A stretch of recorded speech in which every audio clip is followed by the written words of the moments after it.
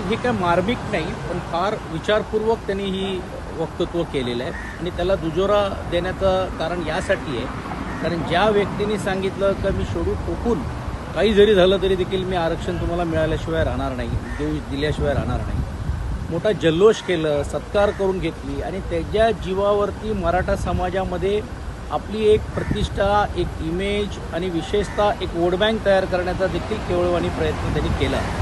त्याचा काही प्रमाणावरती निश्चितपणे त्यांना फायदा झाला. पण आज हे का यावं लागलं ह्याचा हा गुढ हा त्यांनाच सांगावा लागणार आहे. कारण मंत्रिमंडळामध्ये उपमुख्यमंत्री या पदावरती राहत असताना ते मुख्यमंत्री या नात्याने ज्यावेळी त्यांनी निर्णय घेतले होते, मग हे आज ते का लागू करत नाही.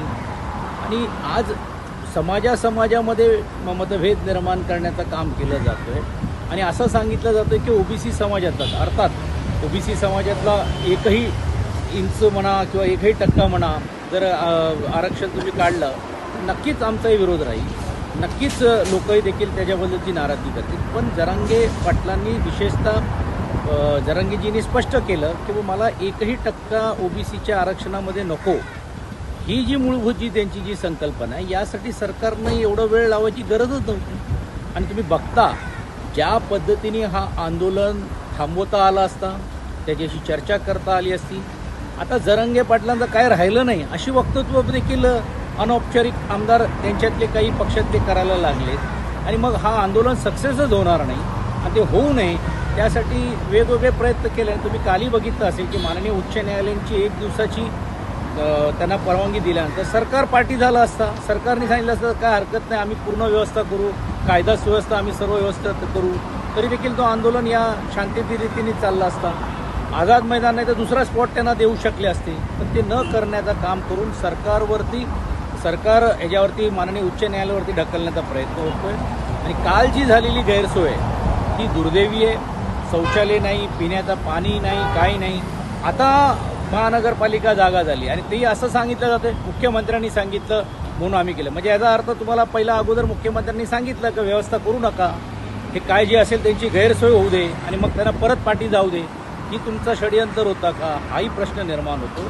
सामान्य कार्यकर्ते, आमच्या पक्षाचे कार्यकर्ते, आमचे तो विभाग प्रमुख संतोष शिंदे हे सर्व रात्रभर लोकांना वाटप करत होते. हा काय राजकीय नाही, कारण हा सामाजिक प्रश्न आहे. आणि आलेल्या ग्रामीण भागातला जो मराठा समाजातला व्यक्ती आहे तो कुठच्या जाती धर्माचा, त्यापेक्षा तो महाराष्ट्रातला आहे, मराठी आहे, ही भावना तरी देखील मला असं वाटते सरकारने लक्षात ठेवायची गरज आहे. ओके, त्याचबरोबर आता मराठा उपसमितीचे अध्यक्ष विखे पाटील यांची बीडच्या काही जे आमदारांनी भेट घेतली, ज्यामध्ये सगळे मराठा आमदार होते आणि त्यांनी सांगितलं की ज्यांचे 7-12 आहेत त्यांना कुणबी म्हणून एक करण्यात यावं. बघा कसं आहे, आमचं म्हणणं आहे तुम्ही चर्चा करा, डायलॉग करा.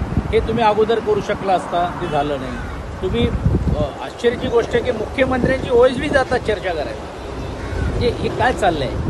आज जे जागे झालेत उपसमितीचे जेवढे मंत्रिमंडळातील लोक आहेत, का नाही ते अगोदर गेले, का नाही त्यांना पहिला प्राचार केला, का नाही त्यांना लेखी दिलं की बाबा तुम्ही या चर्चेवरती आपण या विषयावरती चर्चा करायला तयार आहोत. आता केवळवानी प्रयत्न करून फक्त बगल द्यायचा प्रयत्न चाललेला आणि हे आंदोलन कुठेतरी संपवायचं आणि मग परत आता जरंगे हा फॅक्टरच राहिलं नाही असं चित्र निर्माण करण्याचा प्रयत्न.